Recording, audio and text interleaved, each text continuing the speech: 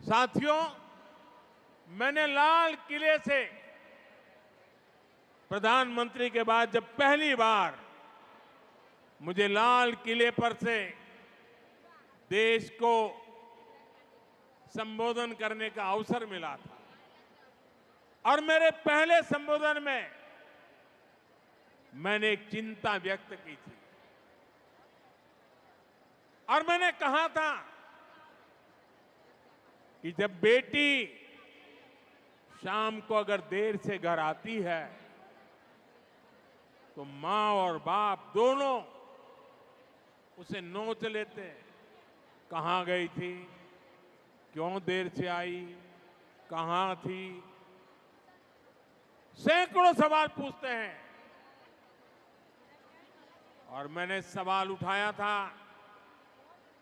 कि बेटियां अगर बाहर से देर से आ जाए तो सैकड़ों सवाल तो पूछ लेते हो,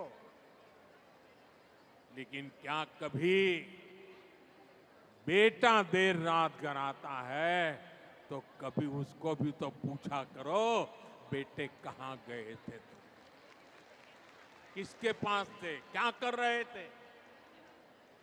महिलाओं के खिलाफ होने वाले अपराधों को रोकने के लिए, एक बेहतर समाज बनाने के लिए ये बहुत जरूरी है। बीते दशक में हमने महिला सुरक्षा को बहुत बड़ी प्राथमिकता दी। उनके खिलाफ होने वाले अपराधों को रोकने के लिए नियम कानूनों को हमने और सख्त बनाया। महिलाओं के खिलाफ गंभीर अपराधों की तेजी से सुनवाई हो, दोषियों को तेजी से सजा हो, इसके लिए फास्ट ट्रैक कोर्ट्स का गठन किया गया। अभी तक ऐसी करीब 800 कोर्ट्स, 800 जेटली नवी कोर्ट देश भर में स्वीकृत की गई है और इनमें से ज्यादातर ने काम करना शुरू कर दिया। इनमें रैप और पॉस्को से जुड़े करीब 3 लाख केस तेजी से निपटाए गए हैं।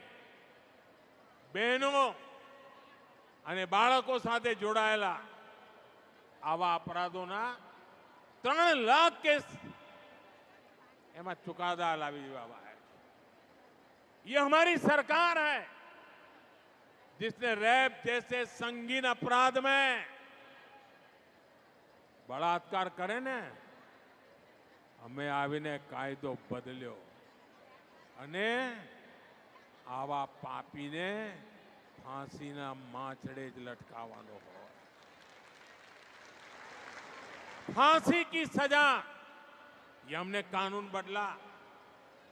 हमारी सरकार ने 24/7 24 कलाक 365 दिवस विमेन हेल्पलाइन को मजबूत किया। महिलाओं के लिए वन स्टॉप सेंटर शुरू किए। देश भर में ऐसे 800 के करीब सेंटर चालू हो चुके। इनसे भी 10 लाख से अधिक महिलाओं को मदद मिली।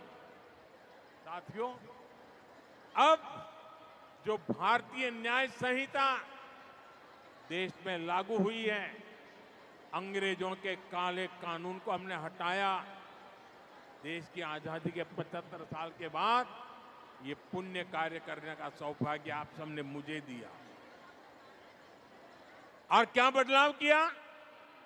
उसमें महिला सुरक्षा से जुड़े प्रावधानों को और ज्यादा सशक्त किया गया है। भारतीय न्याय संहिता में महिलाओं और बच्चों के खिलाफ अपराधों पर एक अलग अध्याय जोड़ा गया है।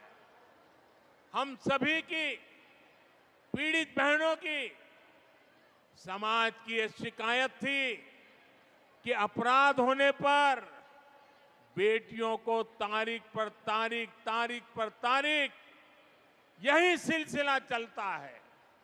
न्याय का लंबा इंतजार करना पड़ता है। भारतीय न्याय संहिता में इसका भी ध्यान रखा गया है। बलात्कार जैसे जघन्य अपराधों में 60 दिन के भीतर आरोप तय हो, 45 दिन के भीतर फैसला सुनाया जाए, ये व्यवस्था बनाई गई है। पहले पीड़ित को पुलिस थाने आकर एफआईआर करवानी पड़ती थी, पुलिस स्टेशन जरूर पड़े। हम नए कानून में कहीं से भी एफआईआर दर्ज कराई जा सकती है।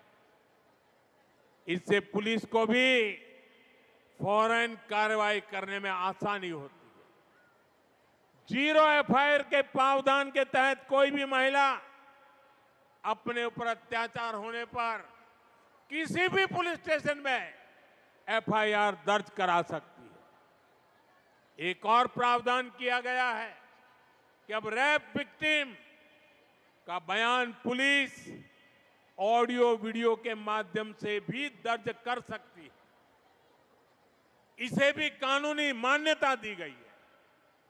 पहले मेडिकल रिपोर्ट में भी काफी समय लग जाता था, अब डॉक्टरों द्वारा मेडिकल रिपोर्ट आगे बढ़ाने के लिए भी 7 दिन का समय तय कर दिया गया है।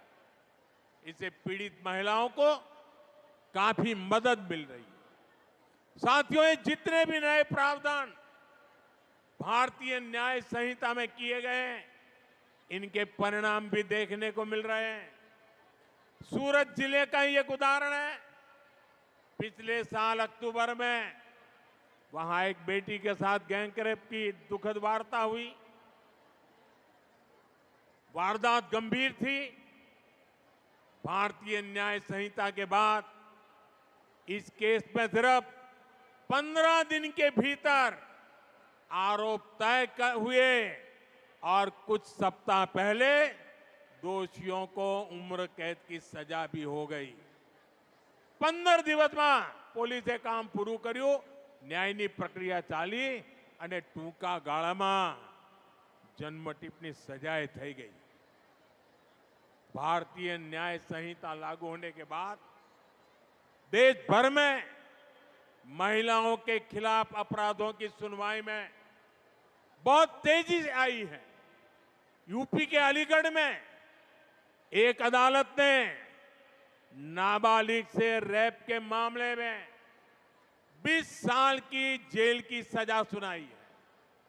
ये यूपी में भारतीय न्याय संहिता के तहत पहली सजा है जिसमें आरोप पत्र दाखिल होने के 30 दिन के भीतर सजा सुनाई गई। कोलकाता की एक अदालत ने 7 महीने की बच्ची से रेप के मामले में दोषी को फांसी की सजा सुनाई है। ये सजा अपराध के 80 दिनों के भीतर सुनाई गई। देश के अलग अलग राज्यों के उदाहरण ये साफ दिखाते हैं कि भारतीय न्याय संहिता ने, हमारी सरकार ने जो अन्य फैसले लिए हैं, उन्होंने कैसे नारी की सुरक्षा को बढ़ाया है और नारी को जल्द न्याय भी सुनिश्चित किया है।